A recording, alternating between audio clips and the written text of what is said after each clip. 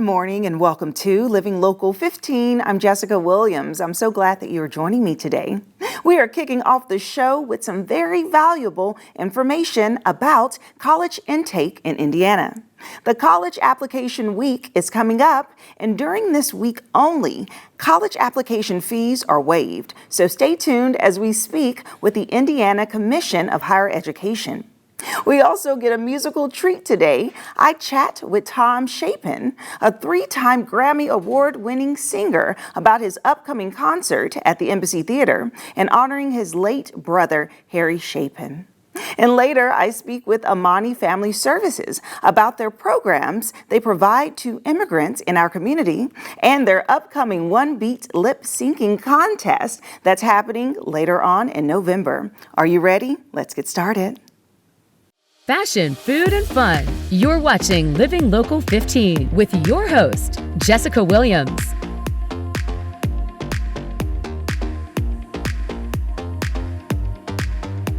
The Chapin family presents Harry Chapin at 80, a retrospective performance at the Embassy Theater in Fort Wayne, happening on October 18th. And I am so excited to speak with his brother, Tom Chapin. Hi, Tom. Hi, Jessica. So nice to be with you. Looking forward to coming your way. Yes. Come on over to Fort Wayne. Listen, I am thrilled to chat with you and to really learn more about your family, your history, and of course your brother, which you all are paying such a tribute to through this theater performance. So let's start off by just talking about Harry. Share with us about him and his legacy. Sure. Well, Harry had a 10-year career. And a really interesting character. He was my older brother, and we started as the Chapin brothers when I was 12 and Harry was 14 and Steve was 11, and we were a folk act, a trio, and played together. And then Harry went on to have these amazing hits. The one that everybody knows, of course, is "Cats in the Cradle" and "The Silver Spoon." You know, the Cats in the Cradle. And he had "Taxi" and "WLD," but not just being an incredible performer and writer, but he was a political activist as well. He felt like being a rock star was great, but what else could it do? You know, he felt he had the bully pulpit. And he began to try to see if he could really affect hunger, and realized that hunger, there's enough food to feed the world, there's enough food to feed Americans. And yet, right now, there are something like 12 million kids who are not sure where they're going to get their food next week, and maybe about 30 million Americans. And he felt that was unconscionable. And he started an organization called First Why Hunger, now Why, First Why World Hunger Year, WHY, and they changed it over the course of the 40 years. It's been changed to Why Hunger, and has been doing this wonderful work, trying to put hungry people in touch with food, and then helping them towards self-reliance. So that's that side. But this concert is a celebration of his music, and I guess his life as well. But really, the Chapin family, myself, my daughters, the Chapin sisters, Abigail and Lily, and who sing full time and have had their own career, and Harry's daughter, Jen Chapin and her trio, and my brother Steve and the Harry Chapin Band, Big John Wallace and Howie Fields. So it's the Chapin family plus the Harry Chapin Band.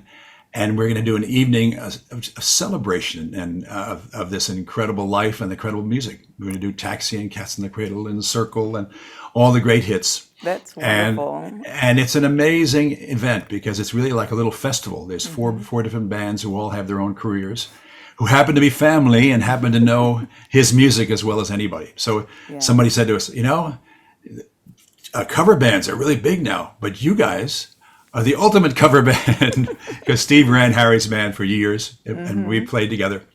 So we're so looking forward to coming to Fort Wayne, Indiana. Wonderful. And so you hit on one thing I was going to ask you, which was telling me about the family members that will be performing. But one thing that I find interesting is the title, of course, is 80 Years and Retrospective, because he would have been 80. Your brother would have been 80 this year. And so his legacy, he's been gone now for many decades. And so with this tour, what made you all decide on like this 80-year mark and right now to celebrate all that he has done in this world?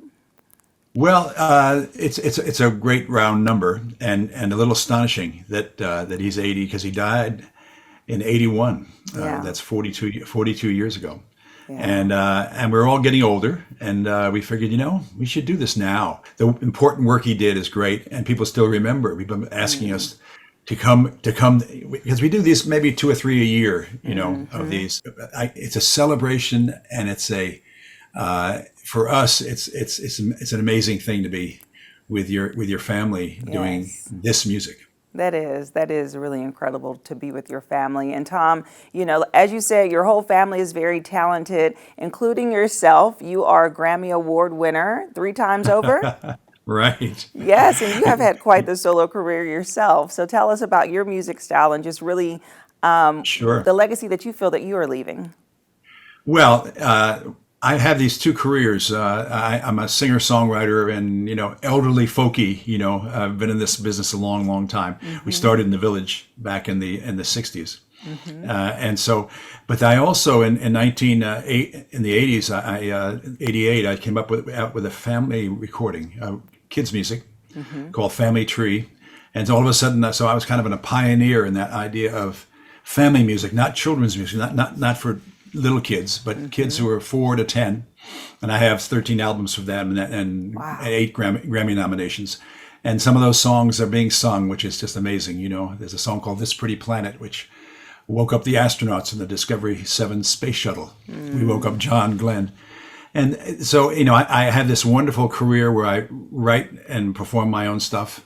But also I can perform some of my late brother Harry's and some of the great my heroes like Pete Seeger and people like that. Yeah. So I had this. I feel kind of blessed that I've had a career that's spanned a long time, and I keep getting able to do this. Yes, absolutely. And as we close out, Tom, would you do us the honor of just playing some notes? You have a your guitar right here with you. Here's a song that my brother Harry wrote for my TV show. I had a TV show that won an Emmy and a Peabody back in the 70s called Make-A-Wish. I was the host, and Harry wrote the songs for it. And here's a song that's become the Chapin anthem. It goes, all my life's a circle, sunrise and sundown.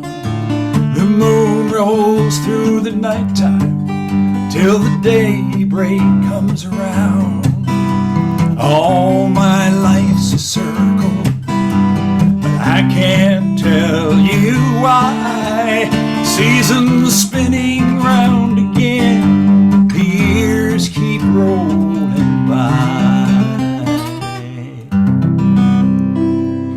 Yay!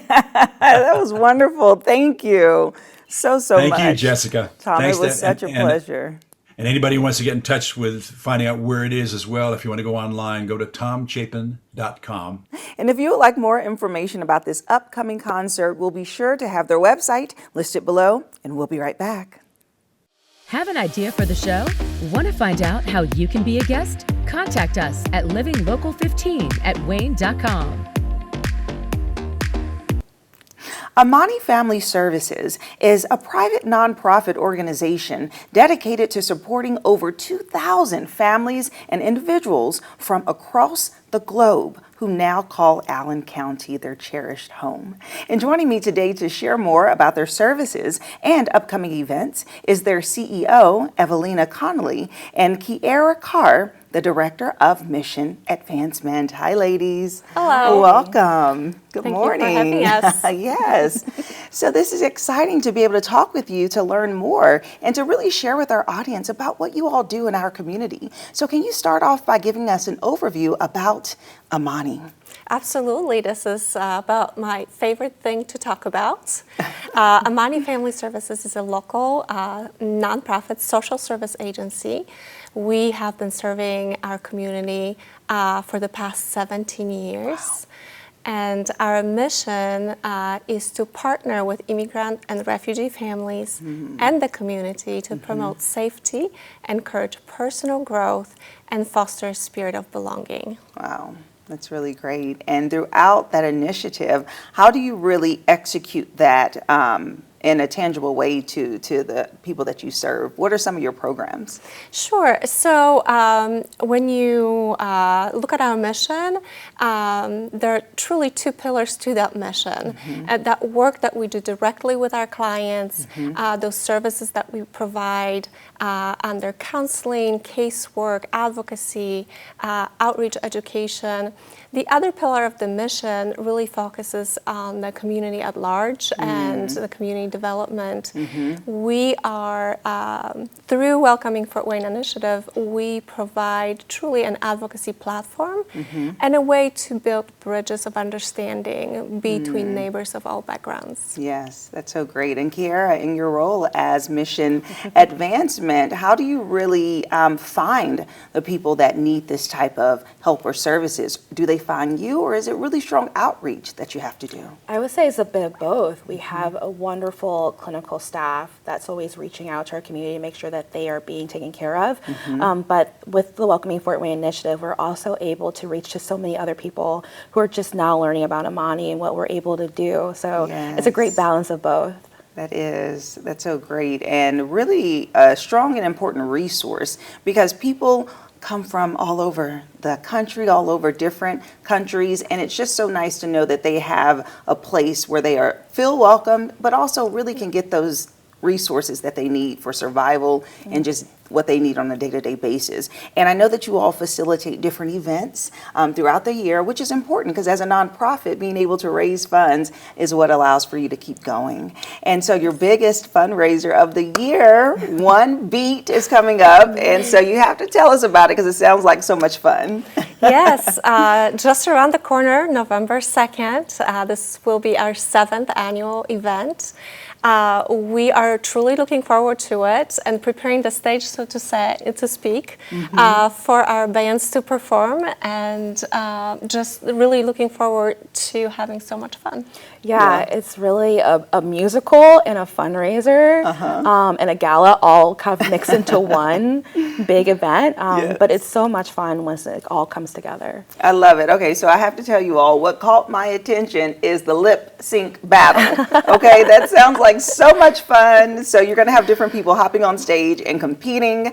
And so who is it? Are they businesses, sponsors, community members? Who's going to be performing? So our valued sponsors really step up for us for this event, and they perform as lip sync bands, and they always bring the best themes. They're always very timely as to what's going on currently in pop culture. Yes. And they get up there, they perform, and then we have our crowd vote for their favorite bands, and it's $10 per vote, and it's just a wonderful way to raise money for Amani. Oh, that's so great. That's so much fun. And this event has been going on for 7 years? 7 years. Wow. Yeah. That's so incredible. And so each year, I'm sure you all do something a little bit different, or you have some surprises. So what can people look forward to this year? I think one great thing that has happened to our event is that we've been able to move our venue. This will be our 3rd year at the Clyde. And this is such a great venue, and again, such a great setting for those kind of performances. And we continue to really enjoy the support that we get through the Clyde Theater as they are preparing our bands for the performances in the most professional way possible. You can truly feel like you are the rock star on stage with their support. Yeah, and I would say with this event, you never know what's going to happen. Yes. It's not like your typical fundraiser where there's a similar format from year to year. Yes. Our performers go up there and they bring something new every single year that surprises us even. Right. So we're always looking forward to seeing what's going to happen Oh from my gosh. year to year. That sounds amazing. And if someone wants to purchase tickets for this event, where should they go? If you visit 231beat.givesmart.com, you can purchase tickets today, and we would love for everyone to join us. Yes, awesome. Well, thank you so much for coming in and sharing Thank about you. your organization. Really appreciate it. Thank you for having the opportunity. Yes. If you would like more information about the Amani Family Services and their One Beat event, you can get your tickets. Wayne 15's very own Alyssa Ivanson will be emceeing this event. We'll have this website listed below, and we'll be right back. Follow us on social media at Living Local 15. The college growing rate for Indiana has actually been declining since 2016. Can you believe that?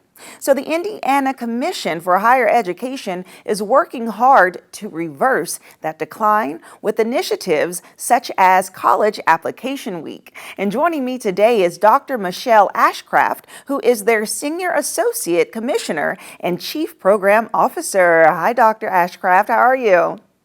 Hi, I'm doing well. Thanks for having me today. Yes. So this is so interesting. I always find statistics to be kind of like mind-boggling in ways because it's like, wow, people are really, not going to college anymore at the same rate. And so why do you think that is? Well, certainly I think that in the last few years, at least, we've certainly seen an impact of the pandemic, but we are starting to see a bounce back from the years that we were in the pandemic. So we're starting to see a curve of that college going rate. Hopefully we'll start to see an upward trend over the next few years.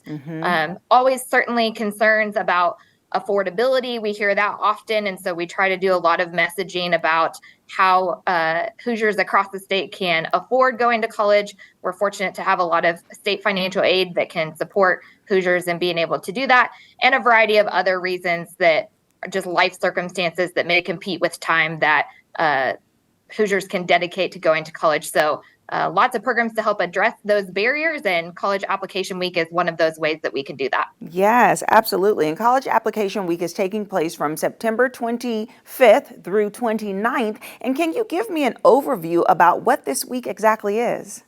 Absolutely. So College Application Week is actually part of a broader campaign through our Learn More Indiana initiative called College Go. And College Go takes place August through November. It really is to help inform K through 12 students across the state about opportunities to go to college here in the state. So students as young as kindergartners can start to think about where they might go, and seniors can certainly help to prepare. So we have curriculum and activities and initiatives designed for every grade level across the state. The week is sponsored in partnership with the American College Application Campaign, which was really designed to increase the number of first generation and low income students specifically to pursue education beyond high school. So especially when we think about some of those barriers we discussed earlier, like affordability, it's really to message around the opportunities that exist. In the past few years, the past 5 to 6 years or so, College Application Week has actually lasted a full week. But prior to that, it was just College Application Day. And so we're grateful for the institutions who participate for that full week to alleviate the application barrier for that week, to encourage folks to apply early and take advantage of the incentive of not having that application fee. Okay, so that fee is waived, is what you're saying, during this week when people apply. And there are 35 institutions around Indiana, which is incredible. And so as people just kind of search and do their research and learn more about each of the institutions to apply to, how do they go about doing that in that week format? Like, how is the college distributing their information? Is this a digital event, digital class and programming? Yeah, a variety of different ways. Certainly, our commission will release a press release that will have the list of all the institutions that are participating for the week. We also have some social media campaigns that will be going on ahead of the week to prepare for that, and throughout the week as well.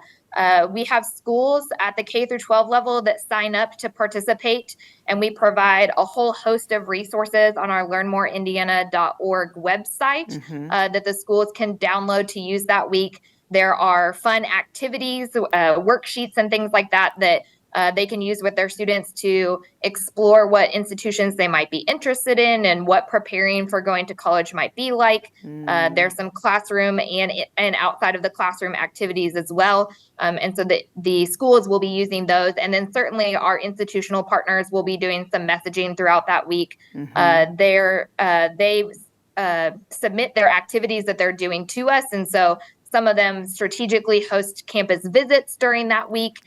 Some of them host additional incentives beyond the opportunity to just have the fee waived during that week. So a whole host of activities for educators across the state at all levels and community partners to be able to promote college during that week. Right. And I love that you said it's any age, any grade, kindergarten. You're just like, okay, start thinking about Yeah. this because it's important, and they can just kind of participate and really make higher education and the excitement moving towards it something that people can look forward to. And the great thing about those activities is they are really grade level specific.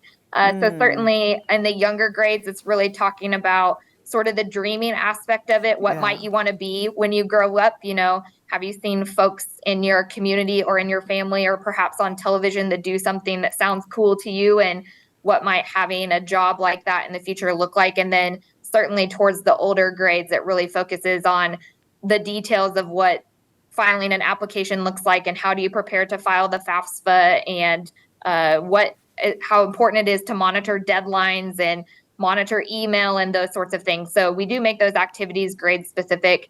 One thing here at the Indiana Commission for Higher Education that we've been leaning more into recently is what is the definition of college? And so when we talk about that, we really mean everything from a short-term credential to a 4-year bachelor's degree and beyond. So it's also tying those opportunities to conversations about careers and skills and skilling up for what the future you might look like, and being able to communicate that our institutions across the state really offer all of those opportunities for what might ever fit within the choice that each individual student might want to make. Yeah.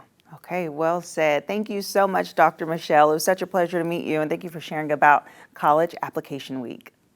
Thanks for having us. Yes. And if you would like more information about College Application Week, it is taking place from September 25th through 29th. This is the perfect opportunity to get your child, your teen involved and excited about college options and really taking advantage of this program. And we'll have their website listed below, and we'll be right back. Living Local 15, proudly driven by the Kelly Automotive Group.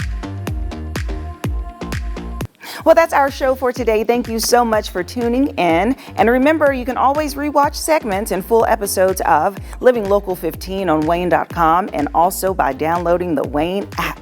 And remember, it's never too late to live your best life, so start living it today. And I look forward to seeing you here tomorrow because you know what it is? It's Friday. See you then.